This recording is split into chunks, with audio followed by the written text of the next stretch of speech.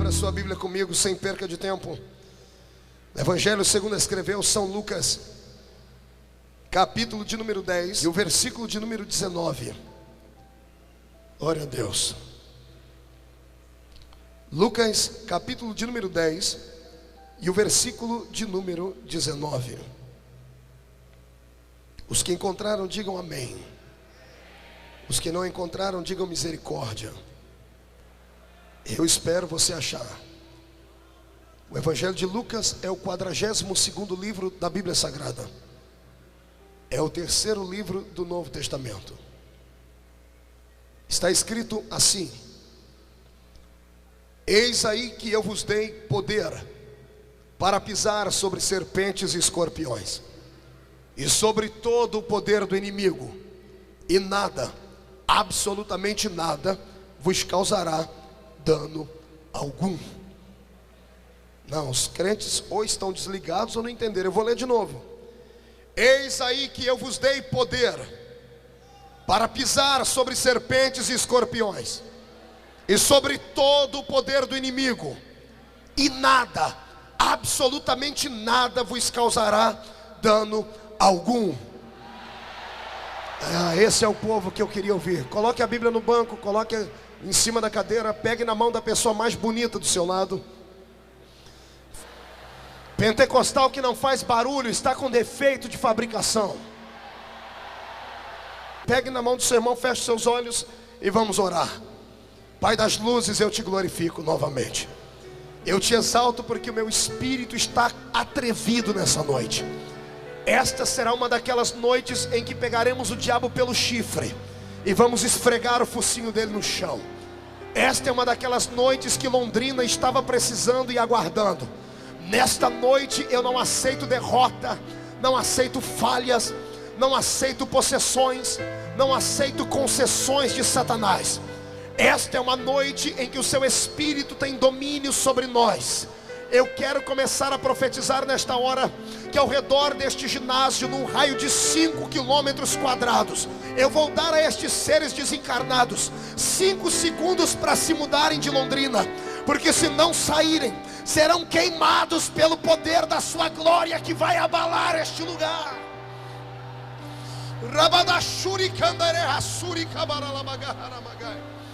Senhor Deus, eu te faço agora um pedido de cunho espiritual. Se ainda tenho crédito no céu contigo como pregoeiro da sua palavra, abre a porta do seu palácio sobre este ginásio agora e manda do céu para este lugar uma comitiva angelical. Eu quero pelo menos 8 serafins aqui neste ginásio agora. A palavra serafim significa aquele que arde em fogo. Portanto, eu quero 8 anjos de fogo aqui agora. Eu quero 2 aqui nesta tribuna, uma à minha esquerda, outro à minha direita.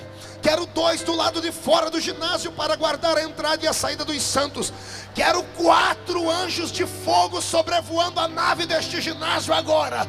Nave e galeria. Que eles comecem a esparramar brasas tiradas do seu altar.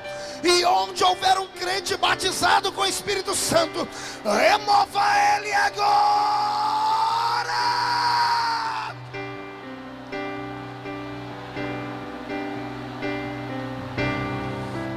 Ei, ei, narala marasoi pai bem do corabanaie. Inorobasuri pereshika mamaramalabatori nequera naragasuri candaramagai. Eu quero que todos os crentes que estão de pé agora nesta batalha, que falam em línguas estranhas, meu Pai, comecem a orar em outros idiomas. Agora, eu quero um coral de línguas estranhas neste lugar. Quero um coral de adoração espiritual. Agora!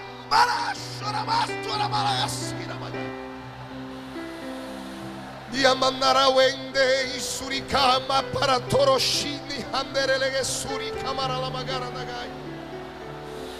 Aleluia. Senhor, tu não precisas de mim aqui para curar.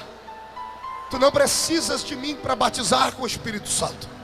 Tu és onipotente. Mostra a sua onipotência para os paranaenses e a todos os que estão aqui nesta noite.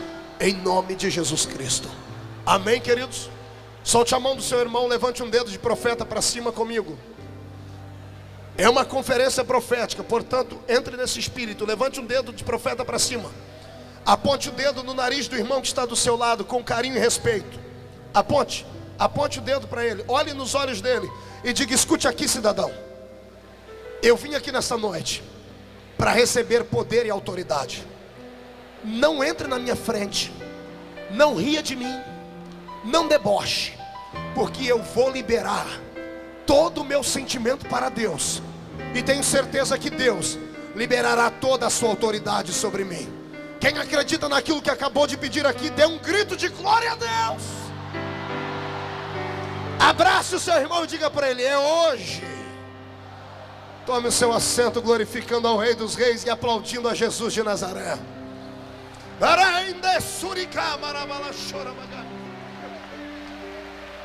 Tome o seu assento. Me empreste a sua mente e o seu coração agora. Isso. As crianças arrumem um lugarzinho para se sentarem. As pessoas que estão chegando, pode sentar na escadaria mesmo. Você só pode conversar agora com o Espírito de Deus. Olhe para mim, senhoras e senhores. Tem alguns meses que Deus tem me incomodado. Isso começou no dia 31 de dezembro do ano passado. Faltavam 10 minutos para meia-noite. Eu estava na minha igreja lá na cidadezinha de Orlândia. Estávamos de joelho no púlpito da igreja, orando e intercedendo a Deus. A igreja toda de joelhos, e a minha oração era uma oração contrita, era uma oração de choro. Eu dizia: Deus, eu estou cansado de lutas, de perseguições, de calúnias, porque quanto mais você se envolve com o reino, mais lutas e problemas você vai ter na sua vida. E eu dizia a Deus que estava cansado, porque os problemas atingiram a minha família, atingiram as filhas, a esposa. E eu dizia: Pai, eu queria pedir uma trégua, porque esse ano de 2003 foi um ano triste para a minha vida. Queria esquecê-lo.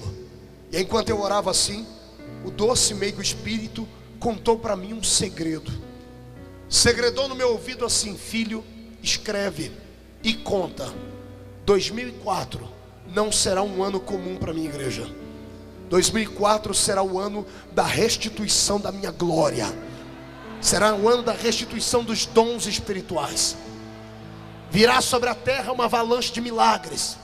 Virá sobre a terra uma avalanche de poder. E o reino das trevas ficará abalado. E o meu reino crescerá e prosperará na terra. Quantos acreditam nesse tipo de palavra? Então adore e grite aí, dê glória ao nome do Senhor. Quando eu estava me levantando, quando terminamos a reunião, fomos abraçar os irmãos, Jesus usou alguém e falou no meu ouvido assim: vou lhe dar uma revelação na palavra que vai abalar o reino das trevas e vai encher a minha igreja de sabedoria. Eu quero que você abra a sua mente para viajar comigo neste espaço de tempo aqui. Lucas 10 e 19 não é um texto comum, é um texto transcendental, é um texto metafísico.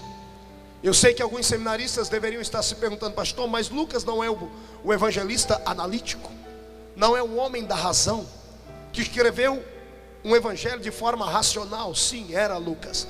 Lucas não foi testemunho ocular de Jesus Cristo, mas ele teve a audácia de regressar pelos caminhos por onde Jesus passou e tomar notas da boca de testemunhas. E ele deixou para nós este evangelho lindo, chamado pelos gregos de um evangelho perfeito.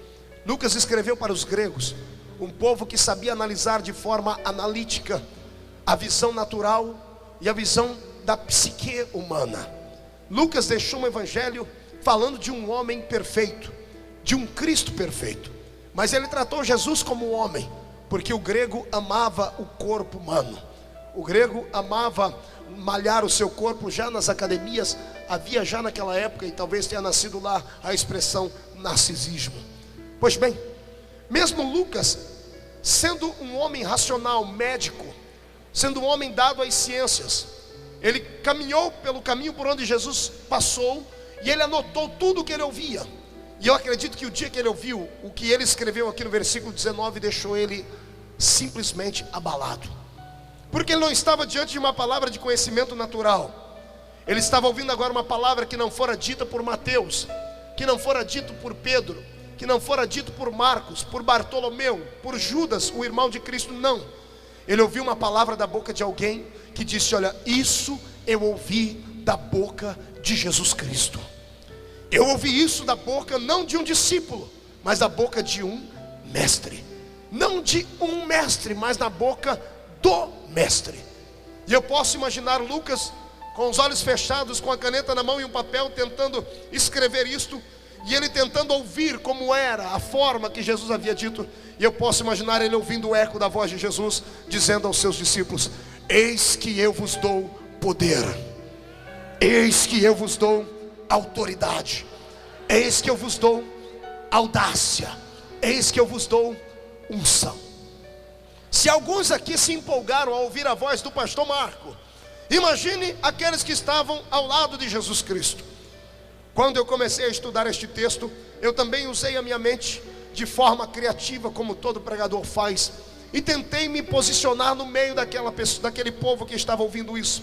Jesus não estava diante do mesmo público que estava com ele no Sermão da Montanha. Ele não estava falando para 5.000 homens, afora mulheres e crianças, não. Ele estava diante da sua comitiva. Ele estava diante dos seus primeiros missionários. Ele estava diante de homens e mulheres que abandonaram tudo e a todos, simplesmente para glorificarem ao Rei.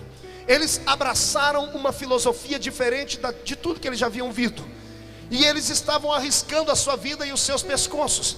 Eles sabiam que depois deste dia, quando Jesus estava para mandá-los pregar o Evangelho, muitos deles sofreriam perseguições, perderiam influência, perderiam família, perderiam amigos e coisas mais, porque eles iriam implantar um novo sistema filosófico. Mais do que isso, estariam implantando uma nova religião. Imagine você, se hoje nós temos dificuldade de pregarmos no mundo muçulmano, imagine naquela época pregar para judeus fanáticos. Imagine você, um homem e uma mulher, chegar diante de qualquer judeu e dizer: olha, Deus não está mais lá em cima, Ele está aqui conosco, andando nas pernas de um homem. Imagine você acreditar num tipo de fé assim.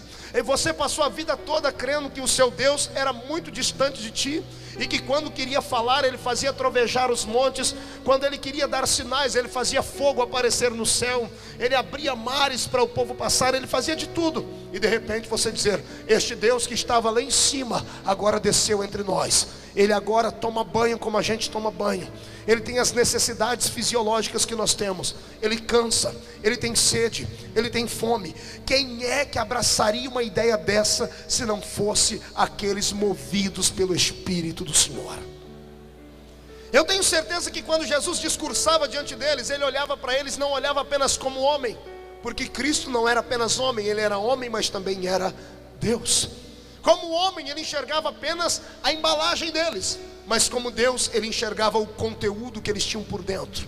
Como homem, Jesus olhava para eles e os via sorrir, os via até ficar com o olhinho brilhando, empolgados em querer sair para pregar. Mas como Deus, Ele olhava o coração deles, e eu tenho certeza que a maioria dos corações estavam desritmados. As pernas estavam bambas, estavam trêmulos, porque eles estavam agora dando um passo de fé. Estavam saindo para o escuro sem ter um candeeiro na mão, entre aspas, para tentar explicar o que é que eles fariam. Muitos sabiam que iriam, mas não sabiam se iriam voltar. O medo estava aflorado. O que os segurava ali eram os sinais que Ele havia dado. Mas mesmo os sinais, tem hora que batiam no coração deles, dizendo assim: mas outros já fizeram sinais também. E enquanto Jesus olhava isso, o diabo não perdia tempo. Tenho certeza que o diabo vinha no meio daqueles homens e mulheres que Jesus havia escolhido, e ia no ombro dele dizendo assim: você vai seguir este homem? Você vai tentar implantar o sistema dele na terra? Esse homem é de carne e osso. Um dia no barco com vocês, ele dormiu tanto que eu quase destruí a embarcação. Ele se cansou. Como é que um Deus pode ajudar vocês se Ele pode se cansar? E eu acredito, para não deixar a batalha em desigualdade, o Senhor dos Exércitos envia o Espírito Santo do outro lado. Do lado de cá o diabo diz: ele se cansou. E do outro lado o Espírito Santo diz assim: mas um dia ele disse: vinde a mim vós os que estáis cansados e oprimidos, e eu vos aliviarei. Eu tenho certeza que de um lado o diabo pulava no ombro de alguém e dizia assim: mas esse aí até sede ele teve. Ele parou diante de um poço, pediu água para uma mulher, e o Espírito Santo vinha corrigindo tudo, dizia assim. Mas um dia ele disse assim: se você conhecesse quem é que te pede água, você pediria a ele uma água para saciar a sua sede, beberia desta água e nunca mais tornaria a ter sede. Eu acredito que era uma batalha entre o bem e o mal, e Jesus observando tudo. E eu imagino que de repente Jesus dá um sorriso, não sarcástico, mas de gozo, porque ele tinha um trunfo nas mãos para dar àqueles. Ele olhou para os olhos deles e disse assim: se segurem aí, porque o que eu vou falar agora vai abalar o reino das trevas. Eu, Jesus de Nazaré, Filho de Deus, Deus desde a eternidade, Deus que fiz a tudo e a todos, que não conheço concorrente, que não há outro Deus além de mim. Ainda antes que houvesse dia eu era. Não há ninguém que possa livrar alguém das minhas mãos, e quando eu resolvo operar, ninguém pode me impedir. Eu imagino ele olhando nos olhos dele, dizendo assim: escutem o que eu vou dizer. Eis que eu vos dou poder. Quando a palavra de Jesus ecoou ali, eu tenho certeza que corpos balançaram, corpos se arrepiaram, e demônios saíram gritando. E deve ter demônio perdido aí no hiperespaço até hoje, porque ouviu Jesus delegar poder à sua igreja naquele dia. O que me empolga a igreja do Senhor é que Jesus não disse: eu vos dei a metade de um poder. Ele não disse: eu vos dei um poder fracionado. Não, ele disse assim: eu vos dei poder. Jesus não estava dando um conselho, ele estava usando a palavra de um rei, ele estava dando uma palavra imperial. Ele estava dizendo: eu vos dei poder. E ele explicou para que era poder: poder para pisar sobre serpentes, poder para pisar sobre escorpiões, poder para destruir toda a obra do maligno, e nada, absolutamente nada, vos causará dano algum. Quem acredita nesta palavra de Jesus Cristo, faça barulho para que o céu ouça. Se o diabo me odeia, e eu vim descobrir há pouco tempo por que ele me odeia, eu odeio ele mais do que ele me odeia. Se ele até hoje causou medo e aflição na raça humana, fez isso de forma ilegal, fez isso porque o ser humano é ignorante acerca dos assuntos espirituais. Depois do que eu pregar aqui hoje, vai ter crente que entrou aqui franzininho, parecendo Danny DeVito, baixinho, barrigudo e feio, mas vai sair daqui hoje parecendo Arnold Schwarzenegger, vai sair musculoso no espírito. O que eu vou pregar aqui nesta noite vai abalar os alicerces espirituais da cidade de Londrina. E eu não quero que você fique com medo. Aliás, se você tem medo, dá tempo de ir para casa assistir o Super Cine ainda. Porque se ficar comigo aqui nessa noite, primeiro, você vai sair daqui simplesmente mais revoltado do que eu. E a partir de hoje, onde a planta do seu pé for posta, aquele lugar será possuído pela unção que habitará em você. Você não é comum. Eu quero que você entenda que quando Deus olha do céu para a terra nesta noite de sábado, nesta conferência profética em Londrina, Ele não enxerga osso e não enxerga carne, Ele enxerga um Espírito que está dentro de você. E o Espírito que habita em você é o Espírito do Senhor Jeová. Quem tem esse Espírito da graça?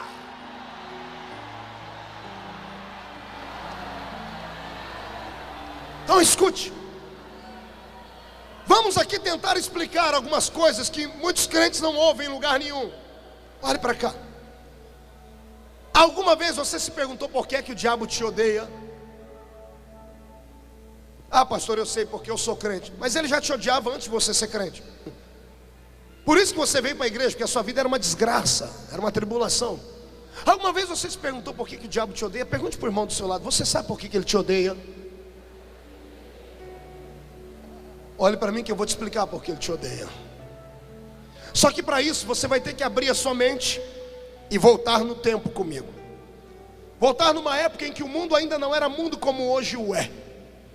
Você vai sair da terra comigo, você vai sair do sistema solar, você vai atravessar a Via Láctea, vai sair do universo presente material e vai entrar no mundo metafísico comigo. Você vai ter que agora crer naquele versículo que Paulo disse: o que os olhos não viram e o que os ouvidos não ouviram é o que Deus reservou para aqueles que o amam.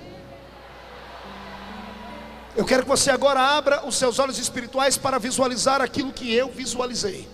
Estamos no céu agora, dê uma olhadinha ao seu redor. Luz, graça, glória, anjos cantando e adorando. há um ser sentado no trono que emana luz, poder e graça. O Senhor dizia assim: tu és querubim ungido da guarda, tu és uma estrela de quinta grandeza, tu és aquele que faz abalar os montes, tu és aquele que brilha e pisa sobre pedras afogueadas. Para este ser Deus deu os seus melhores projetos. Havia outros anjos no céu, havia hierarquia de arcanjo, serafins, haviam outros querubins, mas esse era único, era belo e formoso. Pelo que eu entendo de estudante da Bíblia Sagrada, esse ser era tão poderoso que ele tinha um QG, um quartel-general, não de exército de homens, de anjos de guerra, mas de anjos de louvor. Ele era o maestro de um grande coral. Querubim ungido da guarda significa no original do hebraico aquele que guarda a adoração. Diga comigo, adoração. A função de Lúcifer era adorar a Deus e levar os anjos a adorarem também. Eu acredito que ele tinha um lugar onde ele ensaiava o coral, e não era lá em cima, era cá embaixo. Gênesis 1:1, no princípio criou Deus os céus e a terra, ponto final. Gênesis 1:2, a terra era sem forma e vazia, e o Espírito de Deus movimentava sobre a face das águas. Há um elo perdido entre o versículo 1 e o versículo 2. A ciência hoje pega a religião e nos deixa às vezes de calça nas mãos, porque diz: houve uma época de uma era que antecedeu a era glacial, onde habitavam seres gigantescos na terra como os dinossauros. Quem tem uma mente analítica e é inteligente o suficiente sabe que a ciência não está mentindo. Existem fósseis que provam isso. Mas em que época esses seres habitaram, se a Bíblia Sagrada não fala sobre eles? A ciência diz que estes seres tiveram em extinção porque um meteoro ou um cometa saiu da sua rota e entrou na terra, explodindo dentro dela como se fosse uma ogiva nuclear, arrancou a terra da sua órbita, provocando maremotos, e como a terra saiu da órbita solar, ela se esfriou e congelou, e entramos na era glacial. À luz da Bíblia Sagrada, eu tenho certeza que isto aconteceu. Não quero falar aqui no mérito da questão dos dinossauros ou de homem na caverna, nada disso, mas eu sei que houve uma outra terra antes dessa que nós habitamos aqui. Porque em Isaías 45:18 está escrito: Deus não fez a terra para ser vazia. A terra de Gênesis 1:2 no original, quando diz sem forma e vazia, diz caos. Caos é destruição, desordem, é uma coisa fora da normalidade. Eu creio que aqui estava o quartel de Lúcifer, onde ele levava os anjos a adorarem a Deus. Quando a música estava pronta, eles subiam diante do Senhor e cantavam. Foi aqui que ele arquitetou o projeto contra Deus. Isaías capítulo 13:14. E tu dizias no teu coração: eu subirei ao céu, acima das estrelas de Deus exaltarei o meu trono. Ele arquitetou o projeto fora do céu, cá embaixo. E o dia em que ele arquitetou o projeto, porque ele se orgulhou do dom que ele tinha, do talento de adorar a Deus, ele levou com ele a terça parte das estrelas do céu. Apocalipse diz isso. A terça parte dos anjos foram seduzidos por ele, e ele tentou uma batalha contra Deus no céu. Ele pensou, o infeliz pensou que podia destruir Deus. Eu tenho certeza que Deus nem do trono se levantou. Onde já se viu uma criatura tentar destruir o Criador? Isso não dá para cogitar. Deus não precisou levantar um dedo do céu, bastou ele dar um grito: Miguel! Pois não, Senhor Jeová, prepara a espada, porque o teu irmão Lúcifer se revoltou contra mim. Na batalha que houve uma batalha terrível. O Apocalipse diz que houve uma guerra no céu, e Miguel e os seus anjos pelejaram contra a serpente e os seus demônios. Os anjos que caíram. A batalha foi vencida pelo nosso general, que nunca perdeu uma batalha. A vitória foi do Deus Pai. Quando Lúcifer perdeu a sua batalha, ele simplesmente foi lançado de cima para baixo. E no Evangelho de Lucas, Jesus disse: eu via Satanás caindo do céu em forma de um relâmpago. Olha aí o cometa que a ciência diz que atingiu a terra. Não foi um cometa, foi uma estrela mesmo, uma estrela de quinta grandeza chamada Lúcifer. Na queda, o impacto do poder deste anjo com a terra fez com que a terra simplesmente saísse da sua órbita, provocou maremotos e a terra foi destruída. Não me pergunte mais sobre isso, mas eu tenho certeza que os espíritos que foram enviados de cima para baixo, que caíram com ele, ficaram aprisionados neste planeta. Por isso, o Espírito de Deus pairava sobre a face das águas. Ficaram aprisionados. Para quê, pastor? Até que Deus resolvesse o que fazer com o universo. Quero que você olhe lá em cima no céu e agora não tem cântico, não tem música. Há um Deus sentado no trono, com as mãos sobre o queixo e os seus cotovelos em cima das pernas.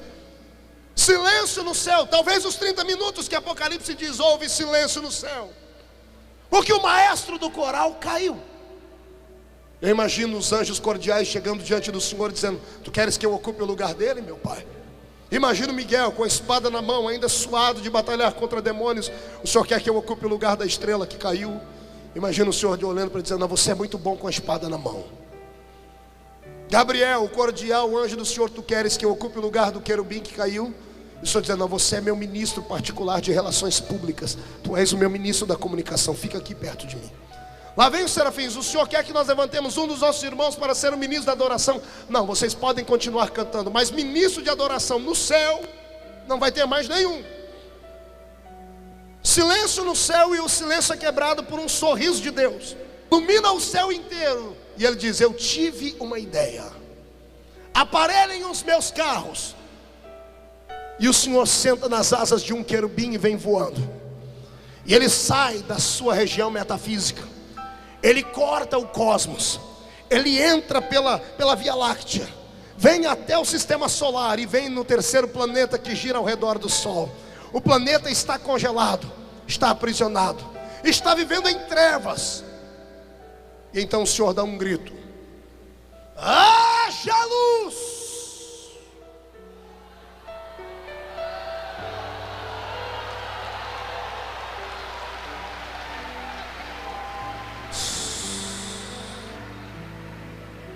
Tem cardiologista aqui hoje? Temos alguém que é cardiologista? Se tiver, deixa preparado que vai ter crente que vai quase ter ataque no coração aqui hoje.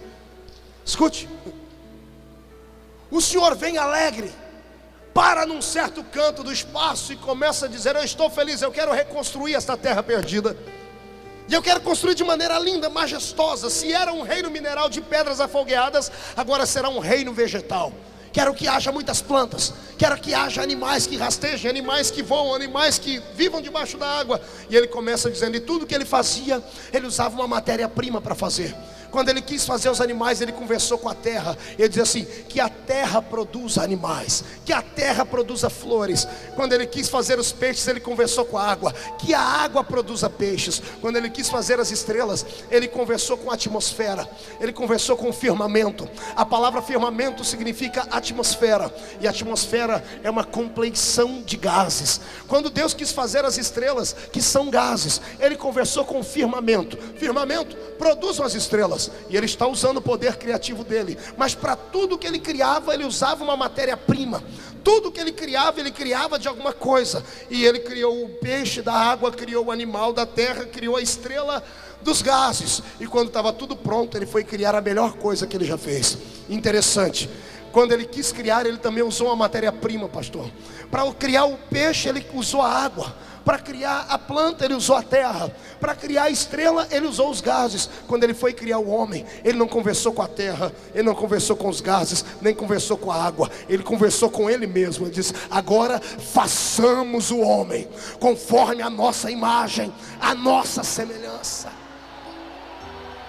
Ah não, o duro que teve crente que nem abriu a boca para respirar. Irmão, deixa só abrir um parênteses para dizer uma coisa. Eu sou pentecostal, me perdoe quem não é. Mas se você não quer me deixar aqui entristecido, por gentileza, abra sua boca para dar glória a Jesus. Não deixe o espírito do tererê te pegar aí não, irmão. Boca de aço, língua de ferro e queixo de concreto, aqui não. Isaías disse: não haja silêncio em vós. Quem é e pode adorar a Deus na salvicidade da sua alma, jogue a mão para cima e dá glória.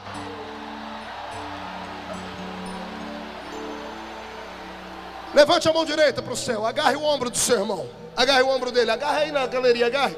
Agarre. Diga: é o pastor que está mandando. Agarre o ombro dele. Agarre. Agarrou. Pegue no ombro dele. Pegue. Agora com carinho. Chacoalha ele até ele ficar irritado. Chacoalha ele. Diga para ele: escute aqui, cidadão. Diga: se você ficar em silêncio mais do que 5 minutos perto de mim, eu vou pisar no dedão do seu pé. Agora então faça barulho para exaltar ao rei.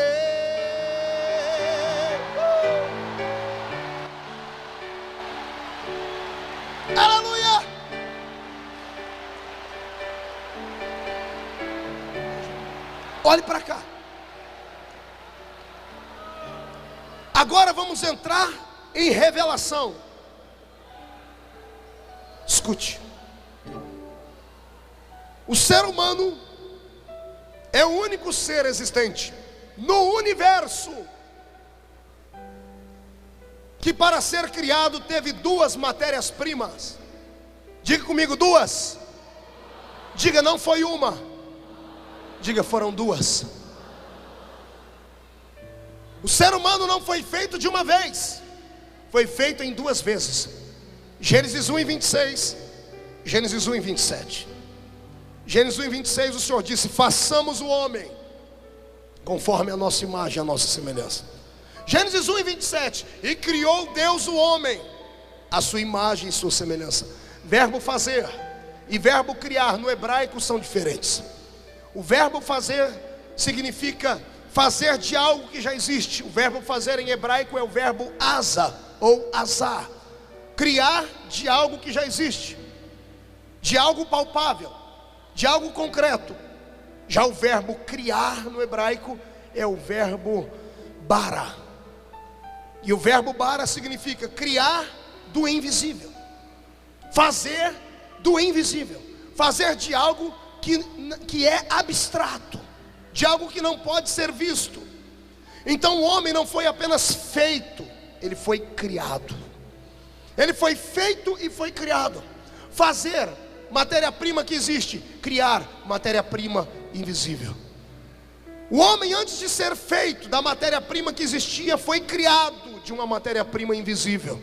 O homem foi criado dentro de Deus, porque o Senhor disse: façamos o homem conforme a nossa imagem e a nossa semelhança. Por isso que Gênesis capítulo 1 Deus fala do projeto do homem. E só no capítulo 2 ele concretiza o nascimento do homem. No capítulo 1 ele já fala de sexo masculino e feminino. Mas só no capítulo 2 que ele cria primeiro o homem, e depois na última parte da criação a mulher. O homem foi feito e foi criado. Primeiro criado de algo imaterial, criado do Espírito de Deus, e depois feito do pó da terra. Aí depois que Deus usou o pó da terra e fez o bonequinho de barro, aí Deus ajoelhou lá em cima daquele boneco e disse: agora eu vou pegar o que eu fiz e vou encher daquilo que eu criei. Aí Deus vai nas narinas do homem e faz assim, ó.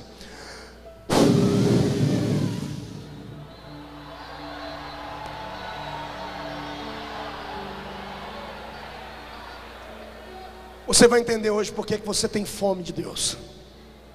Por que você quer Deus? Por que você precisa de Deus? Você precisa de Deus porque você veio dele. Você veio de dentro dele. Você foi feito daquilo que estava dentro dele. Pastor, mas ninguém nunca me falou isso. Não te falaram, então escute pela primeira vez. Você saiu de dentro da boca de Deus. Você saiu do hálito do Senhor. O sopro fala de espírito. Você saiu de dentro do Senhor. Parte de Deus foi posta dentro de você. Pastor Marco, isso aí não é a doutrina do animismo, não é a doutrina do panteísmo em que tudo é Deus e Deus é tudo. Não, isso é Bíblia. O homem não tem um espírito apenas, o homem é um espírito. O homem é um espírito que habita dentro de um corpo. E eu vou te explicar por que Deus fez o corpo. Mas antes de explicar por que Deus fez o corpo, deixa eu te dizer o que significa ser imagem e semelhança. Imagem é uma coisa parecida. Quando você olha no espelho, você vê o quê? O quê? Você vê o quê? Olha para o seu irmão, quando eu olho no espelho eu vejo a minha imagem. O que eu vou falar aqui agora vai assustar você, vai deixar o diabo de cabelo arrepiado, e vai fazer muitos crentes aqui a partir de hoje se amar. Vai ter gente que tinha complexo de inferioridade e depois de hoje vai andar pela rua pensando que é o Tom Cruise, pensando que é a Gisele Bündchen. Estufa o peito, murcha a barriga, abre a mão direita comigo, bate no peito. Bate no peito, olha para o seu irmão e diga assim: olhe para mim. Diga: está me vendo? Diga: eu não sou feio, porque eu sou imagem de Deus. Diga: tem um Deus lá em cima no céu, sentado no trono, que é a minha cara.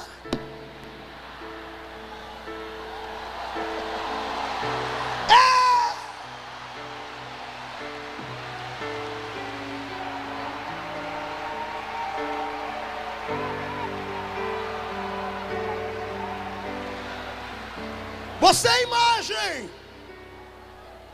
Agora se segura para poder dar um pulo do banco aí que eu vou te explicar. Só que você não é só imagem, você é semelhança. Diga para o seu irmão, sou semelhança. Agora pergunta para mim, onde, pastor? No poder, na autoridade. O poder que Deus tem no céu. Ele olhou para você na terra e disse: aqui na terra quem vai mandar nela é você. Assim como eu tenho um reino lá em cima, eu te dou um reino aqui embaixo. Você não nasceu para ser cauda, nasceu para ser cabeça. Aleluia.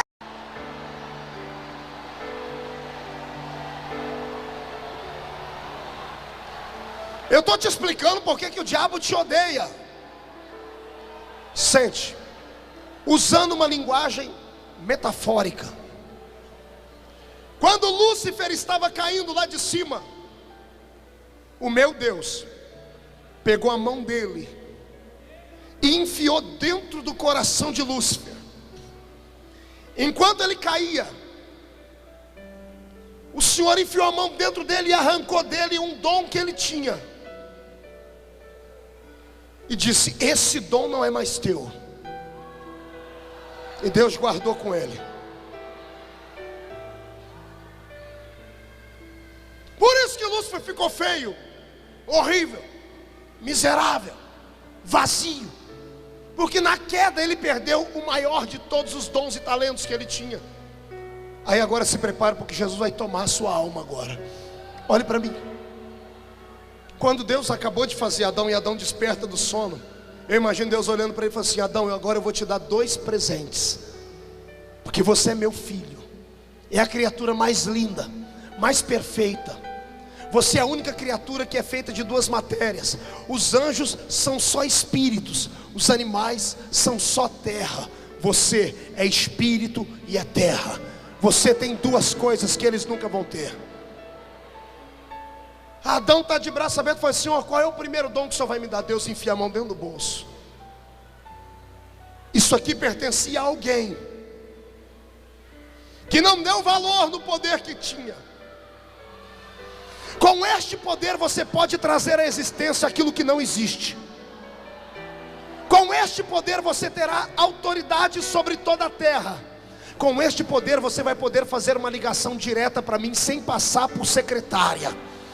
Com este poder você vai poder manter linha direta comigo. E Adão diz: o que é, Senhor? O que é? Deus pega aquilo que ele tirou de dentro de Lúcifer e põe dentro dele. Você agora vai ser ministro do meu louvor. Você está sentado perto de um adorador. Você está sentado perto de alguém que nasceu para ocupar o lugar daquele que caiu. Todas as vezes que Lúcifer olha para sua cara, ele se corrói de ódio, de raiva. Ele diz: o poder que eu tinha agora está dentro deste homem, está dentro desta mulher. O poder que eu tinha está dentro dessa criança, está dentro desse levita. O poder que eu tinha está dentro dele. Por isso, se eu fosse você, eu tirava o pé do chão para adorar.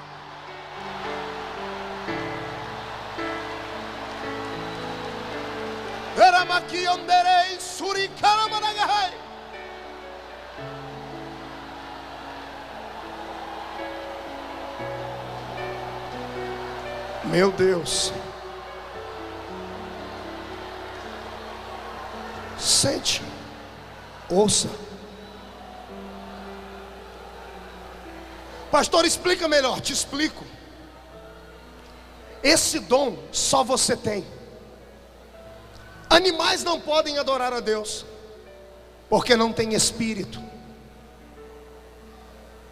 Os anjos podem adorar porque são espírito. Lúcifer e os que caíram com ele não podem adorar mais, porque o espírito deles está feio. Perderam o dom. Aí Deus tirou dele e deu para você. Significa que todas as vezes que você está dentro do banheiro cantando, estragando o hino da Cassiane, destruindo o hino do Matos Nascimento, mas você canta com aquela voz de taquara rachada, e você vai cantando e o corpo vai arrepiando inteirinho assim. A lágrima começa a brotar aqui, igual o meu tecladista que está chorando ali.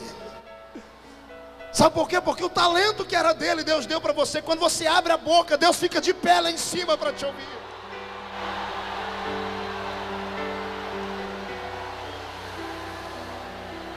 Se a igreja do mundo conhecesse o poder da adoração e do louvor, não haveria mais frieza, não haveria brigas entre igrejas, entre placas e denominações, não haveriam plaquinhas de silêncio no culto. Um dia desse eu recebi um e-mail de uma pessoa muito mal-humorada, um reitor de uma universidade evangélica aí do Brasil, dizendo assim: você é desequilibrado. Ele diz: você é uma aberração. E eu mandei um e-mail dizendo para ele: por quê? Ele disse: porque eu assisti suas fitas, eu li seus livros, eu ouvi seus CDs. Você tem um poder de persuadir a massa.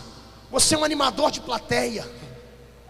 Ele diz: você tem um poder de mexer na mente das pessoas, provocar reação psicossomática no cérebro. Eu tive que pegar o dicionário para ler. Reação psicossomática. Ele me acusou de ser um homem que tem poder de hipnotizar. Aí eu mandei um e-mail para ele dizendo assim, bem curto: o Senhor te repreenda, Satanás.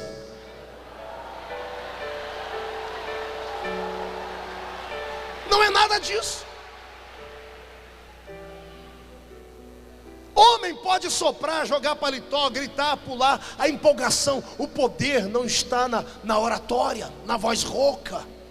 O poder não está na extensão de voz, nos pulos e nas coisas que fazemos, não.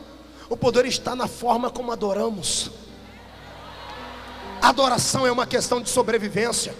E eu sei que alguns seminaristas que estão aqui devem estar se contorcendo por dentro, porque na aula de ética diz: pastor tem que ser comportado, tem que ser ético. Não pode arrancar o microfone do púlpito, nem pular, nem plantar bananeira, nem nada. Alguns pegam um sininho, alguns agora... Eu quero pregar aqui nessa noite contra os Judas Iscariotes do avivamento do século 21. Homens que vão para a televisão, que vão para o rádio, que vão para o jornal escrever contra esse barulho que nós fazemos. Eu quero dizer que eles estão mortos. São zumbis espirituais que precisam ressuscitar. Porque crente que não adora a Deus, não grita, não extravasa a sua alma, ele precisa rever os seus preceitos. Porque o infeliz, antes de ser crente, pulava num campo de futebol, pulava carnaval, gritava quando Zezé de Camargo e Luciano cantava. Agora que está na presença do rei, não pula, não salta, não grita. Sai pra lá, espírito de geladeira. Eu quero é Deus. Quem quer Deus? Aqueles que querem Deus, abram a boca e comecem a glorificar.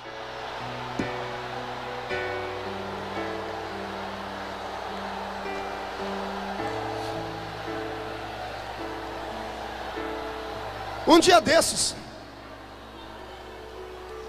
um pregador da televisão brasileira, que diz que é pentecostal, da minha igreja, apontou o dedinho para a câmera de televisão e disse assim: ó, tem um menino que prega por aí, ele diz que é avivalista, e quando ele vai orar, ele pede para Deus mandar os anjos. Ele olhou para a câmera e disse assim: daqui a pouco vai acabar os anjos no céu. Olhou e disse: pastor, se eu fosse você, não convidava ele.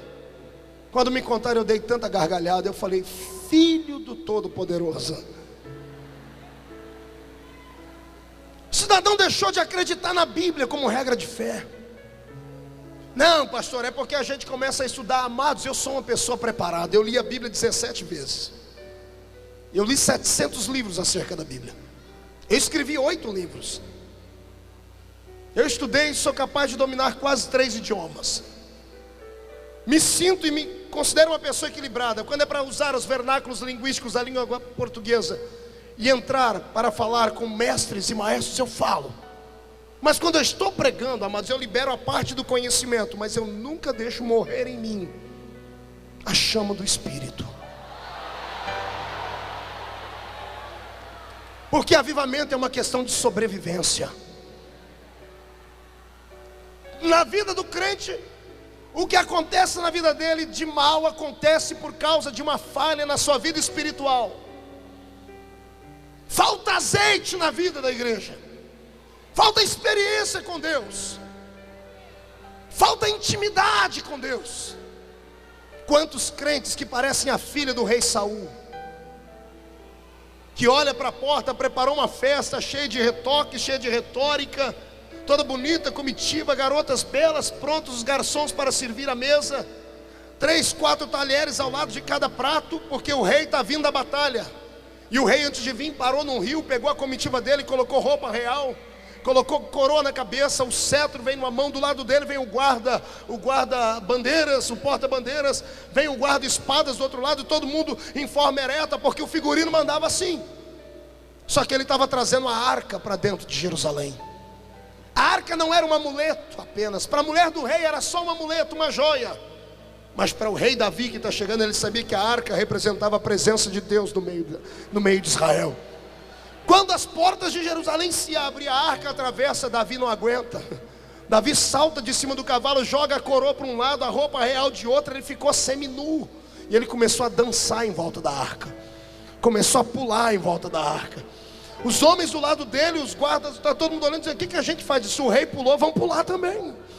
Começa todo mundo pular em volta da arca. Acabou, quebrou o ritual, quebrou a liturgia, quebrou a homilia daquele culto. A mulher de Davi está em cima da janela olhando, dizendo assim: que nojo do meu marido, moleque, menino, desequilibrado, fanático e tudo mais. Papai do céu estava em cima dela, olhou para ela e disse: ah é, tu acha que o meu filho é assim?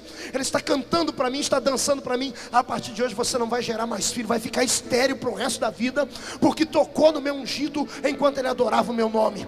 Eu abro um parênteses para dizer isso aqui: se você não entende nada do Espírito de Deus, não aponte o dedo para esses que pulam, esses que dançam, esses que saltam. Se você nunca teve uma experiência com Deus, não ouse tocar neles, porque se tocar neles vai ficar estéril. É por isso que as nossas igrejas estão aí, cheias de homens, os púlpitos parecem uma vitrine de terno novo, cheio de intelecto, cheio de poder financeiro. Temos hoje ouro e prata, mas não temos mais o levanta e anda, porque as coisas de Deus não se aprendem no banco de uma universidade evangélica. As coisas do sobrenatural são reveladas aqui dentro da alma, é aqui dentro. Se você é obreiro, se você é de que igreja seja, eu convido você a adorar a Deus essa noite. Ou adora a Deus, ou não vai provar desse manjar.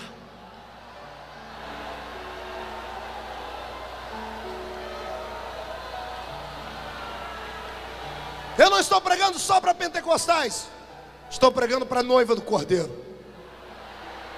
Estou pregando sobre o modelo da igreja de Cristo que foi implantada na terra. Vou te explicar por que o diabo te odeia. Ele te odeia porque você tem dentro de você um botão que aciona os céus. Esse botão está dentro da sua garganta, e quando você abre a garganta e grita, ele faz assim, ó. É a sua goela. Tem gente aqui que não tem 1 centavo no bolso, pode chacoalhar de cabeça para baixo, não vai cair nada. Não tem uma arma mortal do lado dele, mas pegue um bisturi espiritual e abra a alma dele, você vai ver que dentro dele habita a essência da glória de Deus.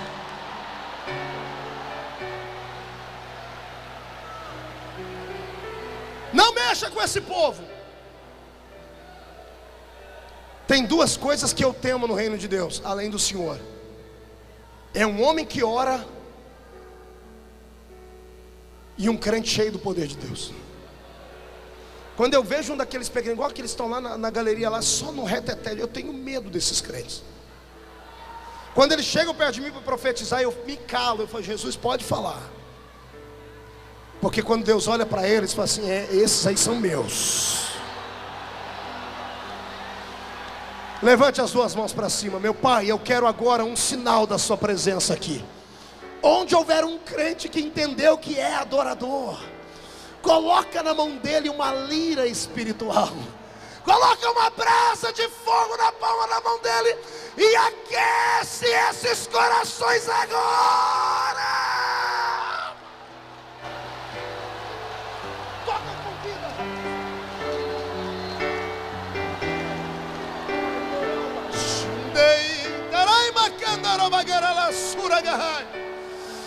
Isso, pula, grita, planta a bananeira, sai correndo, profetiza, expulsa Satanás.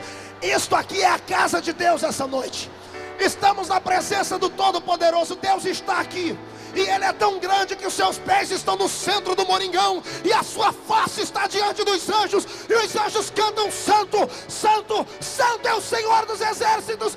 Toda a cidade de Londrina está cheia da minha glória.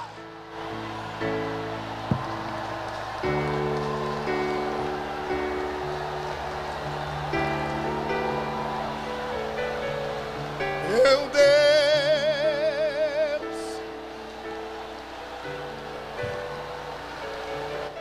Olhe para o seu irmão e diga aí para ele: desculpa aí, irmão. Diga para ele: desculpa aí.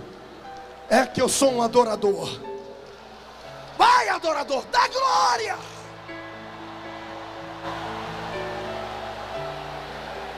Meu Deus. As pessoas que não são evangélicas, as autoridades, não se assustem, viu? Aqui ninguém tomou uma gota de cachaça. Ninguém aqui injetou droga nas veias. Nós estamos cheios da presença do Espírito do Senhor. E sai da frente, Satanás. Cai fora. Sai do nosso meio, porque é tempo de avivamento.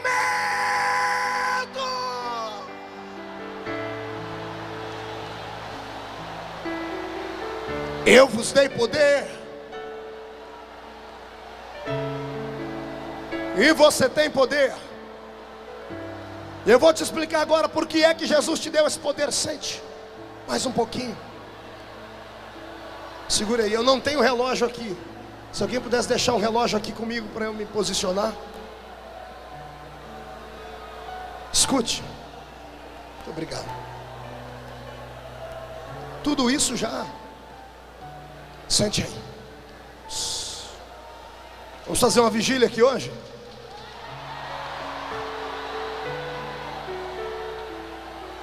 Ninguém dorme aqui nessa cidade. Olhe para cá.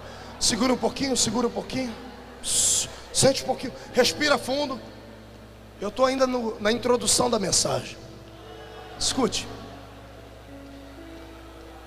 Deus pegou e deu para Adão o primeiro presente. Diga: o primeiro presente. Não grita no ouvido do seu irmão. Diga: o primeiro presente foi o dom de adorar. Agora olhe para mim e diga assim: pastor, qual foi o segundo? Não vou falar, ninguém perguntou. Isso é revelação. Mas não grite agora, segure para ouvir a sentença. Deus amou tanto o homem que Ele havia criado, que depois de dar a ele a unção da adoração, Deus olhou para ele e disse assim: olha, eu vou te dar uma chave agora. O Senhor pega uma chave grande e invisível, diz: olha, essa chave é sua. E eu imagino Adão perguntando: Senhor, do que é essa chave? O Senhor diz: essa chave é da terra. O que o Senhor quer dizer? O Senhor diz: a partir de hoje, dominai a terra e sujeitai-a. Não, você não entendeu, eu vou dizer de novo. A partir de hoje, você, homem, vai dominar a terra e vai sujeitar ela. O diabo estava num canto, infeliz, caído, triste, se lamentando e dizendo assim: Deus nunca me deu um reino. O que Deus não deu a ele, deu a você. A terra não é um lugarzinho de você passar momentos só de luta e tribulação. A terra é sua. Quando Adão entendeu como é que é, Senhor, desculpa, eu não entendi. Eu e o Senhor vamos dominar a terra? E Deus diz: é claro que não. Deus diz: eu fiz essa terra para você, mas o Senhor não vai dominar ela. Não, quem vai dominar ela é você. Senhor, os anjos vão poder dominar a terra? Não, quem vai dominar a terra é você. Senhor, tem mais algum espírito no mundo que pode dominar a terra? O Senhor diz: nenhum espírito desencarnado pode operar na terra.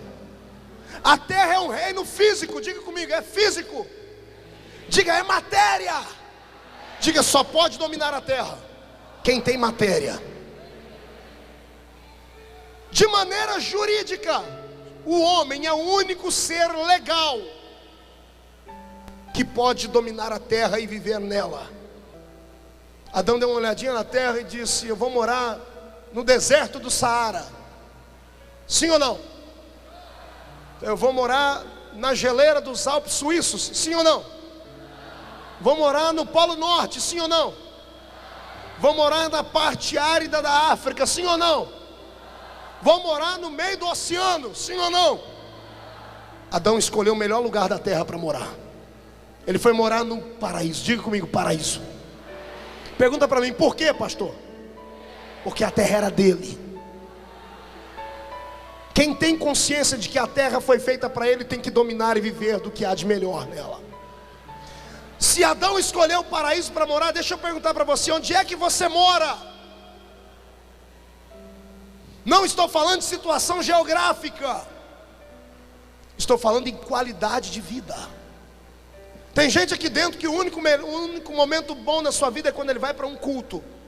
Quando termina o culto, ele fica perdido, vou ter que voltar para casa. Quando chega a 50 metros da casa, ele começa a chorar. Porque quando entrar lá dentro, vai ver que a sua casa é um inferno. Habita em Bagdá durante a guerra do Iraque. Habita num lugar triste, de desgraça, de infelicidade, de doença, de miséria. E só habita nisso porque não tem consciência do poder que Deus te deu. Escute. Sabe por que a sua rua é aprisionada? Porque você é ignorante acerca do poder que Jesus te deu. Sabe por que a sua vida é uma vida de desgraça e pobreza abaixo da média? Porque você não tem consciência da autoridade que Jesus te deu. A terra é sua. E os demônios se alimentam de ignorância. Como eles sabem que naquela rua você não tomou posse, eles tomaram. O crente não sabe o poder que está na boca dele. Eu vou te explicar só 2 exemplos. As igrejas evangélicas no Brasil passaram a vida inteira, de 30 anos para baixo, atrás, dizendo assim: a televisão é do diabo. A televisão é do diabo. O crente não pode ter televisão porque a televisão é do diabo. O crente falou com a boca dele: a televisão é do diabo. O que o diabo fez? Tomou posse. Aí hoje você não pode assistir a Globo. Os canais abertos são podres. Se deixar seu filho lá, ele vai se corromper. E a culpa é nossa, porque o ímpio não tem consciência, mas o Filho de Deus tem. Tem coisa mais bonita no mundo que uma praia? A praia foi feita para o miserável que não teme a Deus? Foi feita para os filhos dele. Só que nós não podemos ir lá, por quê? Porque nós falamos com a nossa boca: a praia é do diabo, a praia é de Satanás. Aí hoje nós não podemos ir lá, porque ele diz: não, vocês me entregaram. Aí a pior promiscuidade do mundo está lá. Você não sabe o poder que está dentro de você. Se você chegar na frente do espelho e ficar dizendo: eu sou um coitadinho, miserávelzinho, pequenininho, que vou para uma igrejinha, tenho um maridinho, um carrinho, tenho uma biblinha, vou para uma escolinha. Palavras são poder. Você está diante de um homem que tem 1,70 m de altura, pequeno, que nasceu na Vila Tatudo, uma cidadezinha pequenina. Minha mãe pedia esmola na rua antes de eu nascer. Até os meus 12 anos de idade, nós morávamos em 12 pessoas em 2 cômodos. Passou o tempo, e não passou muito tempo. Hoje eu viajo o mundo inteiro. No Brasil, recebi esses dias uma listagem. Sou um dos homens que mais voam no Brasil. Voam. Eu só perco para piloto de avião, de tanto que eu voo de avião. Aí você vai falar: pastor, o senhor está sendo pretensioso e prepotente. Não, você está diante de um homem que acreditou no que leu. Eu não sou ignorante. Satanás não tem vez comigo. Pastor, mas pega leve aí, pastor, ele vai te atormentar e eu lá tenho medo dele. Ele é só espírito, eu sou espírito e carne. O infeliz me odeia e odeia você porque ele sabe que nós temos um poder de acionar o céu a hora que quisermos. Não bastasse isso, ele morre de vontade de saber como é o cheiro de uma flor, qual é o gosto da picanha, qual é o sabor da Coca-Cola. E ele não pode, ele não sabe, porque ele é espírito. Está entendendo isso? Ele vê você feliz da vida, sorrindo. Ele vê você amando, ele vê você apaixonado. Ele não sabe o que é isso. Ele diz: por que Deus fez essa criatura desse jeito? Aí Deus olha do céu e diz assim: eu fiz ele para colocar no teu lugar, para você aprender que quem é fiel e me adora recebe tudo o que quiser.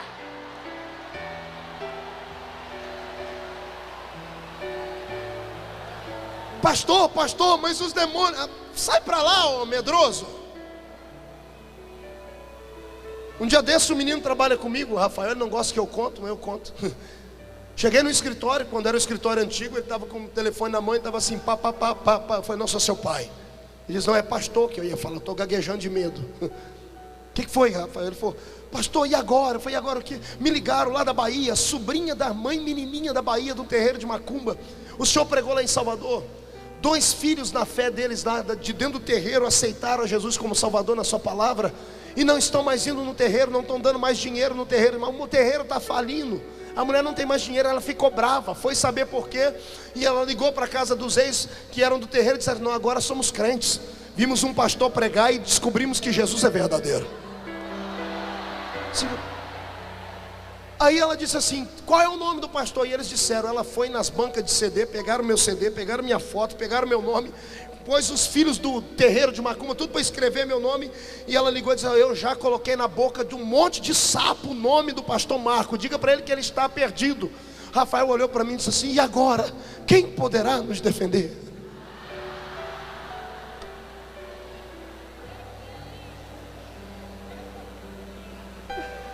Eu olhei para ele e falei, comecei a rir. Ele falou: pastor, não ri não. Eu falei: rio. Ele falou: por que o senhor está rindo? Eu falei: porque eu não tenho medo. Eu falei: pastor, mas o seu nome está na boca do sapo. Eu falei: eu estou com pena do sapo. Porque nome de quem tem intimidade com Deus tem fogo. Quando chegar no estômago do sapo, vai dar um revertério nele. Eu não tenho medo de espírito desencarnado, não tenho medo de demônio, não tenho medo de desafio qualquer macumbeiro, para provar que o Deus que é verdadeiro responderá por fogo. Quem pode acreditar nisso, glorifique ao Rei.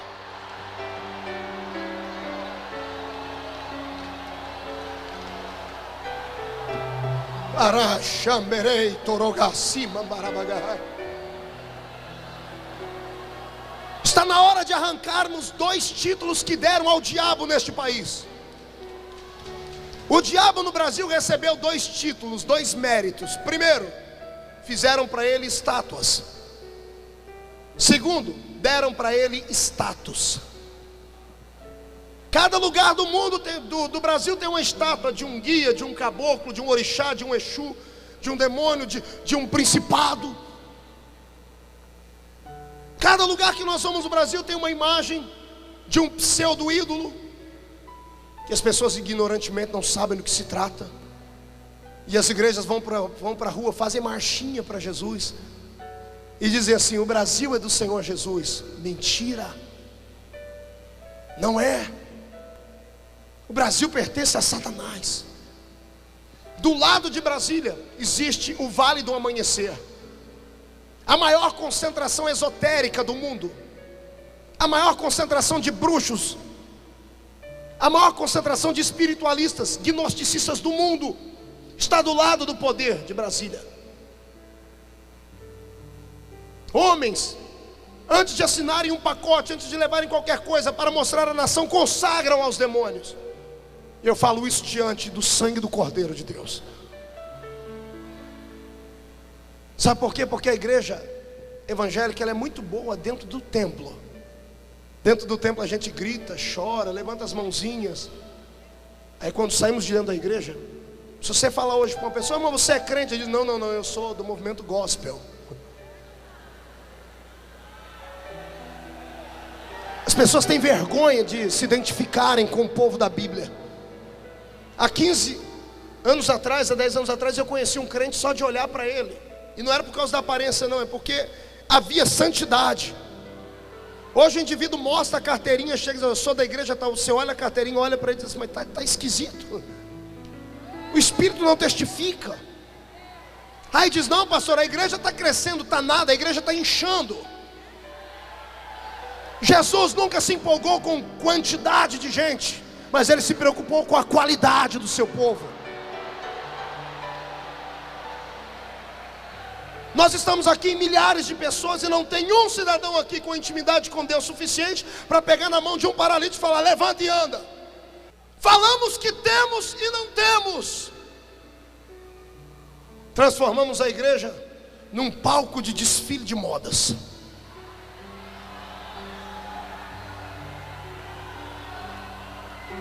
Transformamos a igreja numa mera organização social, mais uma, onde vale mais aquele que tem mais, onde vale mais aquele que sabe mais. Temos a pachorra de passar perto de uma igrejinha e debochar dela, e dizer: olha aí, ó, mais um movimentozinho. Alguns batem no peito e dizem assim: eu sou da igreja tal.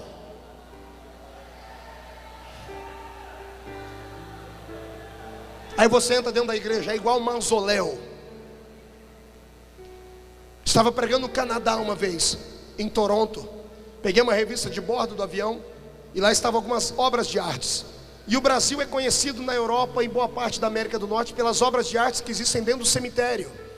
E lá estavam as fotos de alguns mausoléus, aquelas casinhas, tipo capelas que existem dentro dos cemitérios brasileiros, da família fulana de tal. Mármore, granito, estilo barroco, artistas fizeram imagens, estátuas gigantescas. As flores são trocadas todos os dias. Tem uma pessoa contratada para limpar todo dia para não deixar empoeirado. É bonito aos olhos, mas quando você abre a porta e entra lá dentro, só tem morte lá dentro. Só tem féretro, só tem defunto. Quantas igrejas não estão assim? Tem estrutura pelo lado de fora. Aí você entra dentro dela, você não sabe se está numa reunião da maçonaria, se você está numa reunião de políticos, se você está numa reunião do Rotary Club, porque é tudo comedido. O Espírito Santo é aprisionado numa gaiola, e a liturgia é falida, mensagem fria, morta. Louvores que empolgam sua alma, não tocam o espírito. As pessoas levantam as mãos, choram, fazem assim, fazem coreografia e saem dali, vão para dentro dos motéis pecarem. Saem dali, vão encher a cara de cachaça e fumar. É por isso que não tomamos posse da terra. E aí quando levanta alguém para falar umas coisas dessas, vão dizer: ele é louco, ele é desequilibrado, vamos fechar a porta, aqui não prega mais, aqui não vem mais. Eu quero repreender esse espírito maligno e dizer que quem manda na terra, através dos crentes, é o Senhor Jesus de Nazaré. Todo espírito desencarnado que não possui corpo está na terra de forma ilegal. E só existe um povo na terra que tem autoridade de varrer com eles aqui. É você que está sentado aí em cima. É você, é você, é você. Somos nós. Quem tem autoridade contra demônios, abre os dois braços e grita: glória!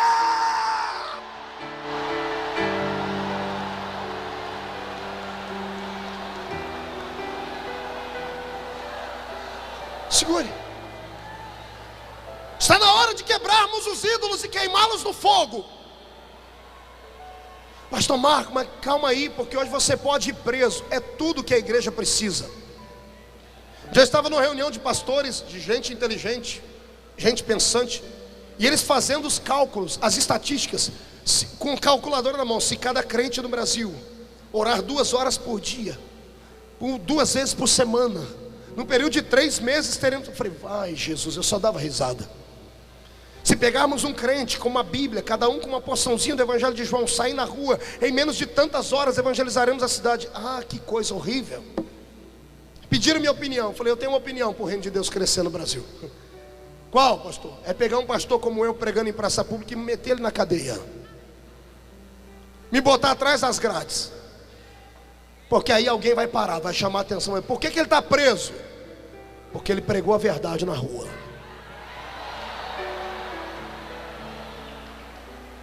A igreja não precisa de super-heróis. A igreja não precisa de estrelas. Nós já temos uma estrela grande que é Jesus. A igreja não precisa de homens intelectuais. A igreja precisa de gente de coragem, cabra macho. Desculpa aí o meu linguajar lá da rocinha, lá da terra. Eu venho lá do onde Judas perdeu a bota, 3 coqueiros para frente de Bagdá. Deixa eu lhe dizer uma coisa: cabra frouxo não terá autoridade, não terá poder. Se você tem medo de perder o membro da sua igreja porque ele é rico, porque ele é importante, porque ele é influente, você está desqualificado para estar na frente da sua igreja. No reino de Deus, dentro da igreja não existe doutor, não existe professor, não existe médico, não existe político. Existe servos, existe homens que receberam poder, que receberam autoridade. Quem recebeu da glória aí? É isso mesmo. E não adianta ficar com essa cara feia, parecendo que comeu giló antes de vir para a reunião, não. Não adianta ficar me olhando com esse olho seco, estufado, parecendo um olho de sapo que morreu no dia de enchente. Você tem que tomar vergonha na sua cara, crente. Está na hora da igreja vestir a bandeira do evangelho, passar o sangue de Jesus em cima do corpo e tomar posse da terra. Eu profetizo que Londrina vai se curvar diante do evangelho, porque o Senhor vai começar a levantar homens com autoridade para curar enfermos, expulsar demônios. Quem quer que se candidata a isso? Quem se candidata a isso? Quem se candidata a isso?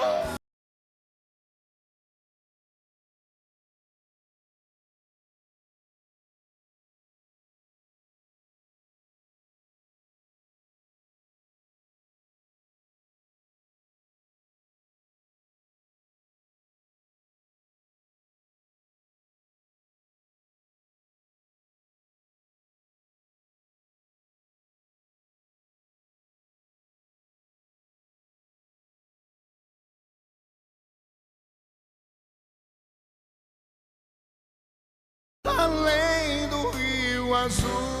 Já nas lojas, o CD Marco Feliciano canta Voz da Verdade. Lá verei meu Jesus com as marcas nas mãos. Neste álbum inesquecível, o pastor Marco Feliciano relembra grandes sucessos da maior banda gospel de todos os tempos.